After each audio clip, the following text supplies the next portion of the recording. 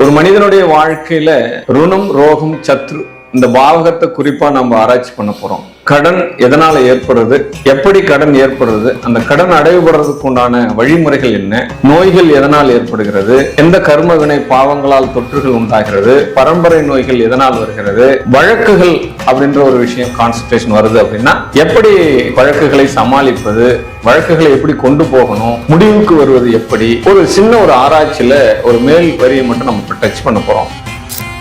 ஏன்னா ரகசிய காப்பாளர்கள் அப்படின்ட்டு ரகசியத்தை காக்கக்கூடியவர்கள். ஒருத்தர்கிட்ட கொடுக்கறது இன்னொருத்தருக்கு தெரியாமலும், ஒருத்தர்கிட்ட வாங்குறது இவங்களுக்கு தெரியாமலும், அப்படி தன்னுடைய வாழ்நாள்ல பல ரகசியங்களை உள்ள வச்சுட்டு வாழக்கூடியவர்கள் பார்த்தோம் அப்படின்னா இந்த கடகராசிக்காரர்கள் தான். இவங்க ரொம்ப ரொம்ப குருவி சேர்க்கிற மாதிரி, எறும்பு சேர்க்கிற மாதிரி கொஞ்சம் கொஞ்சமா அப்படியே ஒரு 5 பைசாவா, ஒரு பைசாவா தன்னுடைய வயிற்றை கட்டி வாயை கட்டி ஒரு வேளை கூட சாப்பிடாம, ஒரு நாள் பூரா கூட சாப்பிடாம, அப்படியெல்லாம் அந்த சொத்துக்களையும் பணங்களையும் சேர்த்து வைத்திருக்கக்கூடிய விஷயத்தை ஒரே நாள்ல காலி பண்ற மாதிரி இவர்களுடைய குடும்பத்துல பிரச்சனைகள் வரும். இவர்களுக்கு இது வாழ்நாள் நோயாக மாறும் அப்படின்னு சொல்லப்படும். சில பேருக்கு ஒண்ணுமே செய்யல சார், ஒரு சின்ன ஒரு நெறிஞ்ச முள் மாதிரி தான் இருந்தது, இதுதான் பாதத்துல குத்துச்சு, அதை கொஞ்சம் கவனம் இல்லாம பார்த்துட்டேன், இன்னைக்கு பார்த்தோம்னா அது ரொம்ப சுகர் இருக்கு, பிபி இருக்குன்னு பாதத்தை எடுக்கிற சூழ்நிலை எல்லாம் வருது அப்படின்றது நிறைய பேர் நம்ம சொல்லி கேள்விப்பட்டிருக்கோம். அந்த வகையில வரத்துக்கு உண்டான சூழ்நிலைகள் எல்லாம் இவர்களுக்கு கிடைக்கும் அப்படின்னு சொல்லப்படுது. கேம் சேஞ்சர் நேயர்கள் அத்தனை பேருக்கும் கோடான கோடி நமஸ்காரங்கள். நான் உங்கள் டாக்டர் ஓம் சக்தி ராஜா. வாழ்க வாழ்க வாழ்க வாழ்க. ஒரு மனிதனுடைய வாழ்க்கையில ருணம், ரோகம், சத்ரு இந்த பாவகத்தை குறிப்பா நம்ம ஆராய்ச்சி பண்ண போறோம். 12 ராசிக்கும் கடன் எதனால ஏற்படுறது, எப்படி கடன் ஏற்படுறது, அந்த கடன் அடைவுபடுறதுக்கு உண்டான வழிமுறைகள் என்ன, நோய்கள் எதனால் ஏற்படுகிறது, எந்த கர்ம வினை பாவங்களால் தொற்றுகள் உண்டாகிறது, பரம்பரை நோய்கள் எதனால் வருகிறது, வழக்குகள் அப்படின்ற ஒரு விஷயம் கான்சன்ட்ரேஷன் வருது அப்படின்னா எப்படி வழக்குகளை சமாளிப்பது, வழக்குகளை எப்படி கொண்டு போகணும், முடிவுக்கு வருவது எப்படி, ஒரு சின்ன ஒரு ஆராய்ச்சியில ஒரு மேல் வரியை மட்டும் நம்ம டச் பண்ண போறோம். ஏன்னா ஆழமா நம்ம ஒவ்வொரு ராசிக்கும் பார்க்க போனோம் அப்படின்னா ஒவ்வொரு நாளும் பற்றாது. அதனால முக்கியமான ஒரு தொகுப்புகளை மட்டும் நான் உங்களுக்கு கொடுக்கறதுக்கு உண்டான சூழ்நிலையை எடுத்துக்கிறேன். உங்களுடைய அன்புக்கும் ஆதரவுக்கும் ரொம்ப நன்றி. நீங்கள் கொடுத்து வரும் ஒவ்வொரு கமெண்ட்ஸும் எங்களுடைய வாழ்க்கையில உங்களுக்கு இன்னும் ஆன்மீக செய்திகளை நிறைய கொண்டு வரணும்ன்ற ஒரு ஊக்கத்தை கொடுக்குறீங்க. இந்த சேனலை மேலும் மேலும் பார்த்து எங்களுக்கு உண்டான ஆதரவை தருமாறு கேட்டுக்கொள்கிறேன். வாங்க 12 வீடியோக்களுக்கும் ருணம், ரோகம், சத்ரு பாவகத்தை பத்தி எளிய விளக்கங்களோடு இன்றைய வீடியோ நம்ம பார்க்கலாம்.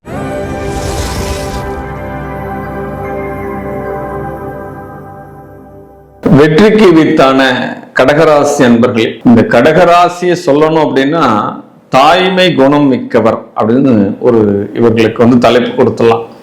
அந்த அளவுக்கு ரொம்ப பவ்யமா இருக்கிறது, மற்றவர்கள் மேல அவ்வளவு அக்கறையா இருக்கிறது, தன்னுடைய குடும்பம், தன்னுடைய மக்கள், தன்னுடைய சொந்த பந்தங்கள் இவர்களுக்காக தன்னுடைய வாழ்க்கையை அர்ப்பணிப்பது, இது எல்லாமே இந்த கடகராசி தான் செய்யக்கூடிய வேலைகள். இப்படிப்பட்டவங்களுக்கு கடன் ஏற்படும். எப்படி ஏற்படும் அப்படின்னா தன்னுடைய வாழ்நாள் முழுவதும் உழைத்து நல்ல செக்யூரா இருந்து ஆரம்ப காலகட்டத்துல பல பேருக்கு கடனை கொடுத்து வாங்குவாங்க இவங்க. ஆமா, எப்படி சொல்லலாம் அப்படின்னா ஊர்ல சில பேர் என்ன பண்ணுவாங்கன்னா வட்டிக்கு விடுவாங்க. இந்த வட்டிக்கு கொடுத்து வாங்கக்கூடிய கலையை சரியா செய்யறது யாரு அப்படின்னு பார்த்தோம் அப்படின்னா இந்த கடகராசிக்காரங்க செஞ்சிருவாங்க. ஏன்னா ரகசிய காப்பாளர்கள் அப்படின்னு பேர், ரகசியத்தை காக்கக்கூடியவர்கள். ஒருத்தர்கிட்ட கொடுக்கறது இன்னொருத்தருக்கு தெரியாமலும், ஒருத்தர்கிட்ட வாங்குறது இவங்களுக்கு தெரியாமலும், அப்படி தன்னுடைய வாழ்நாள்ல பல ரகசியங்களை உள்ள வச்சுட்டு வாழக்கூடியவர்கள் பார்த்தோம் அப்படின்னா இந்த கடகராசிக்காரர்கள் தான்.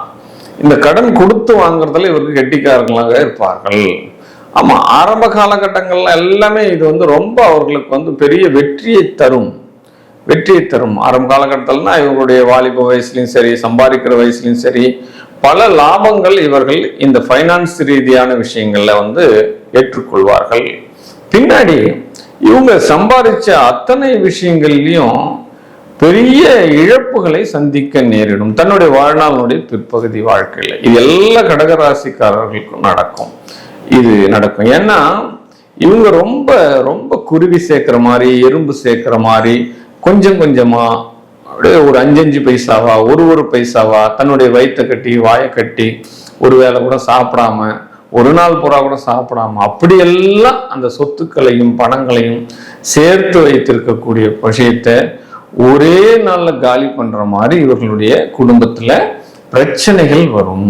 ஆமா, இதுக்கு அடுத்த ஜெனரேஷன் என்ன பண்ணும் அப்படின்னா, அதனுடைய பண மதிப்புகளை தெரியாமல், அதனுடைய பண கஷ்டத்தை தெரியாமல், ஆமா, மனம் போன போக்குல, தான் போன போக்குல செலவுகள் இவர்களுக்கு வந்தடையும். இவங்களை கேட்காமலே அந்த பணம் எடுத்து செலவு பண்றதுக்குண்டான சூழல்கள் இவர்கள் ஏற்படுத்திவிடும். நிர்கதியாக நிற்கக்கூடிய சூழல்களும் பின்னாடி காலத்துல வந்துடும். நான் இவ்வளவு சம்பாரிச்சு வச்சிருந்தேன், எப்படிலாம் சம்பாதிச்சேன், இன்னைக்கு வீணா போகுது, தண்ணியா போகுது, நான் இதெல்லாம் செலவழி 10 ரூபாய் மாத்துறது எனக்கு சிரமம், இதெல்லாம் யார் சொல்ல கேட்கலாம் அப்படின்னா இந்த கடகராசினர் சொல்ல கேள்விப்படலாம்.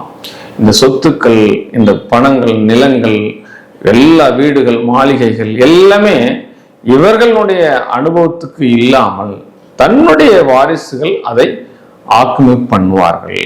அதுக்கு தானே சார் சம்பாதிக்கிறோம், பேரப்பிள்ளை கொடுக்கறது தானே சம்பாதிக்கிறோம், மகனுக்கு கொடுக்கறது தானே சம்பாதிக்கிறோம் அப்படின்னா அவ்வளவு சட்டுன்னு இவங்க எளிதா அதை பிரித்து கொடுக்கவும் மாட்டார்கள். இதனால நிறைய பிரச்சனைகள் வந்துவிடும். ஏன் சம்பாதிச்சிட்டீங்க, வயசாகி போச்சு, பிரிச்சு கொடுத்த வேண்டியதானே, ஏன் இன்னும் உங்க பேர்ல வச்சுட்டு இருக்கீங்க அப்படின்ற மாதிரி வாதங்கள் நிறைய வரும். ஊர்ல இருந்து நம்ம சம்பாதிச்ச சொத்துக்கு நிறைய பேர் வந்து பஞ்சாயத்து பண்ற மாதிரி சூழ்நிலைகள் எல்லாமே வரும் அப்படின்றதா உண்மை. கடைசி காலத்துல தன்னுடைய பிள்ளைகளாலும் தன்னுடைய விஷயங்கள் வாரிசுகளாலுமே இவர்கள் இந்த கடன் அடைவுபட முடியாம கொஞ்சம் நிர்கதியா நிற்கிறதுக்கும் ரொம்ப பேச்சு வாங்குறதுக்கும் உண்டான சூழ்நிலைகள் எல்லாம் இவர்களுக்கு கிடைக்கும். இதெல்லாம் இவருடைய தசா புத்தியை பொறுத்துதான் நடக்கும்ன்றதை நீங்க குறிப்பா எடுத்துக்கோங்க. மேக்சிமம் ஒரு 50% வந்து செயல்படும் அப்படின்னு சொல்லப்படுறது. அதே காலகட்டத்துல இவர்களுக்கு வழக்கு வருது அப்படின்னா இவர்களுடைய ஒரு பிடிவாத குணத்தால் தான் வரும். ஒரு 10,000 ரூபாய் இருந்தா அந்த கேஸ் முடிஞ்சிரும், அந்த பிரச்சனை முடிஞ்சிரும் அப்படின்னா 1 லட்சம் செலவு பண்ணி கூட இவங்க வந்து அந்த வழக்கை தொடருவார்கள். அதை முடிக்கிறதுக்கு உண்டான மாட்டாங்க. ஏன் நம்ம காம்ப்ரமைஸ் ஆகணும், நாம அவங்க கிட்ட போய் சரண்டர் ஆகணும்.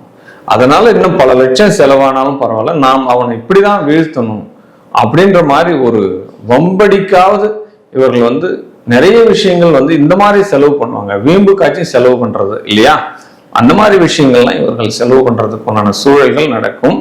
ரொம்ப சிக்கனவாதிகள் தான். ஆனா தன்னுடைய பெயருக்கும் புகழுக்கும் ஏதாவது களங்கம் வருது அப்படின்னா இவர்கள் நிறைய இழப்புகளை சந்தித்து கூட அதில் வெற்றி பெறுவதற்கு உண்டான சூழல், மன ஆற்றல், உறுதியை இவர்கள் ஏற்படுத்தி கொள்வார்கள்.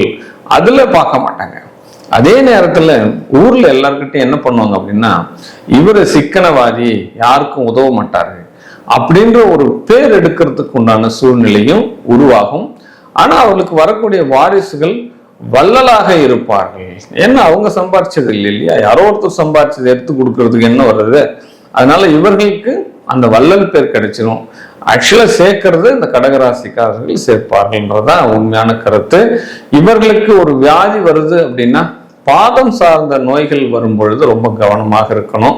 இடறி விழும் பொழுதும், தன்னுடைய கால் பெருவிரல்ல அடிபடுது, இல்ல முட்டிக்கு கீழ் அடிபடுது, இடுப்புக்கு கீழ் அடிபடுதல், இது எல்லாம் நடக்குது அப்படின்னா இவர்களுக்கு இது வாழ்நாள் நோயாக மாறும் அப்படின்னு சொல்லப்படுது. சில பேருக்கு ஒண்ணுமே செய்யல சார், ஒரு சின்ன ஒரு நெறிஞ்ச முள் மாதிரி தான் இருந்தது, இதுதான் பாதத்துல குத்துச்சு, அதை கொஞ்சம் கவனம் இல்லாம பார்த்துட்டேன், இன்னைக்கு பார்த்தோம்னா அது ரொம்ப சுகர் இருக்கு, பிபி இருக்குன்னு பாதத்தை எடுக்கிற சூழ்நிலை எல்லாம் வருது அப்படின்றது நிறைய பேர் நம்ம சொல்லி கேள்விப்பட்டிருக்கோம். அந்த வகையில வரத்துக்கு உண்டான சூழ்நிலைகள் எல்லாம் இவர்களுக்கு கிடைக்கும் அப்படின்னு சொல்லப்படுது. பிறரால் ஏமாற்றப்படக்கூடிய ஒரு ராசி. ஆமா, ரொம்ப நம்பிக்கை வச்சிருப்பாங்க, இவங்கெல்லாம் இப்படிலாம் பண்ணுவாங்களா அப்படின்னு நம்ம நம்பி வச்சிருந்துட்டு இருப்போம். அந்த விஷயங்கள் வந்து நீண்ட நாளாக உங்களுக்கு வரக்கூடிய பணங்கள் கொஞ்சம் கொஞ்சமாக வரும், கொஞ்சம் கொஞ்சமாகத்தான் வரும், ஒரே ஐடியா வந்துடாது, சிக்கனமாகத்தான் வரும். ஒரு 1 லட்ச ரூபா கொடுத்தீங்கன்னா 10,000 வரும், ஒரு 2 லட்சம் கொடுத்துருந்தீங்கன்னா ஒரு 2 வருஷம் கழிச்சு வரும். அது மாதிரிலாம் விஷயங்கள்லாம் வரும். அப்ப ஸ்லோவா தான் நடக்கும். ஆனா பொறுமைசாலிகள் அப்படின்ற ஒரு விஷயத்த சொல்லலாம். ரொம்ப சிரமப்பட்டு பொறுமையா இருந்து இவங்க அதை சரி பண்ணி கட்டிக்கிறதுக்கு உண்டான சூழ்நிலை எல்லாம் இந்த கடகராசிக்காரர்கள் வரும். இந்த பிரச்சனை இதுல இருந்தெல்லாம் நீங்க விடுபடணும் அப்படின்னா எப்பொழுதுமே இந்த கடகராசிக்காரர்களுக்கு காவல் தெய்வங்கள் உகந்தது அப்படின்னு சொல்லலாம்.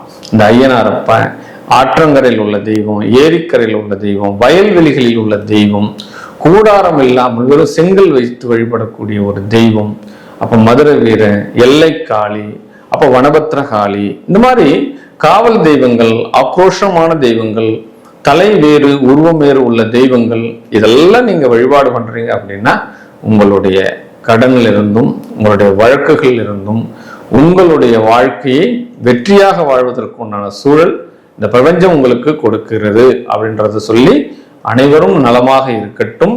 வாழ்க வாழ்க வாழ்க வாழ்க.